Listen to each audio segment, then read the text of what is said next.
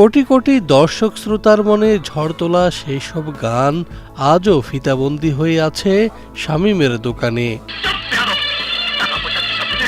আর সেই সব audio video cassette player কিংবা ভিসিআর পরম যত্নে সংগ্রহে রেখেছেন রাজধানীর গুলিস্তানের শামীম আহমেদ। 1992-93 সালে প্রচুর হিন্দি ক্যাসেটও বিক্রি করছি। বাংলা ক্যাসেট ডলি শান্তির আছে হে রং কাটা জিন্সের প্যান্ট পরা হে যুবক, আবার রবি চৌধুরীর আছে প্রেম দাও, আদনান বাবুর আছে আপনার রং নাম্বার টেলিফোন, বান্ধকানায় তার চমকি চলেছে একলা পথে আর হিট গান এটা। তারপরে এসজি রুবেলের আছে সূর্য ওঠা সকাল, অলস দুপুর কিংবা নিভৃত রাতে এ ধরনের ফিতা ক্যাসেট থেকে ভেসে আসা সুরে শিহরিত হতো 80-র দশক। যেমন সবচেয়ে পুরাতন আরেকটা ক্যাসেট আপনাদের দেখেন, এটা আমার আব্দুল আলিমের একটা ক্যাসেট। তারপরে আপনার আব্বাসুদ্দিনেরও ক্যাসেট আছে। এখন আমি এগুলো 100 টাকা পিস বিক্রি করি, এগুলো তো আর পাওয়া যাবে না, আমি যা বিক্রি করবো মানে আমার এখান থেকে শেষ। 90 দশক অব্দিও ক্যাসেটের গান শোনা ছিল চিরচেনা বিনোদন। সে সময়ের কথা ভাবলে এখনো নস্টালজিক হয়ে পড়েন অনেকে। ক্যাসেট যুগের সেই উন্মাদনা বুকে আঁকড়ে ধরে বেঁচে আছেন শামীম।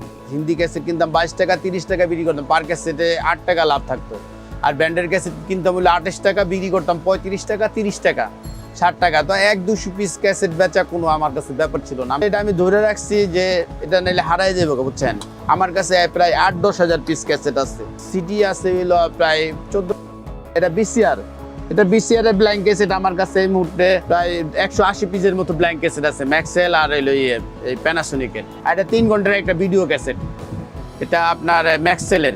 একটা সময় ছিল যখন আইয়ুব বাচ্চু, আজম খান, মাইলস, হাসান মানেই ক্যাসেটের অডিও। সোনালী অতীত রাঙিয়েছিলেন আসিফ আকবর, এন্ড্রু কিশোরের মতো শিল্পীরা। ফারুক সাহেব আমার দোকানে অনেক আসছে। আর ফরিদা পারবেন, আমি তার কাছে স্কুল বিক্রি করতাম আগে। তারপরে হাদি ভাই নিজে আসছে। তারপরে এন্ড্রু কিশোর। ক্যাসেটের ব্যবসাটা আমি শুরু করি আপনার 90 সাল থেকে। আজম সাহেবের ব্যান্ড নাম করা, তারপরে আইয়ুব বাচ্চু, তারপরে জেমসের পরে আর্ক, হাসান, আরেকজন আছে হ্যাপি আকন। মানে ওনাদের গান এক সময় আমি অনেক বিক্রি করছি। শুধু গানই নয়, সিনেমার সংলাপ কিংবা নাটকের ডায়লগ মুখে মুখে চলতো সেই যুগের মানুষের।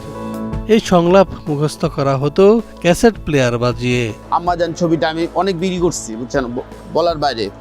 আবার এই সালমান শাহ চাওয়া থেকে পাওয়া, এটা বিক্রি করছে। ইলিয়াস কন্টেন্ট হিট ছবি 1988 সালের ছবি বেজা চোখ।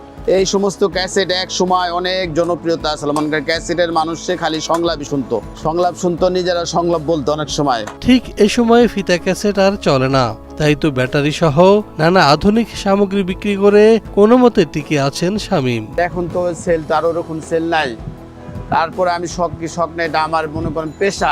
এটা দিয়ে আমার ছেলে মেয়ে কোনো রকম মানুষ করতেছি। শামীম হয়তো একসময় ছিলেন একজন সাধারণ ফিতা ক্যাসেট বিক্রেতা, কিন্তু আজ তিনি গোটা 2 দশকের ইতিহাসের ধারক এবং বাহক।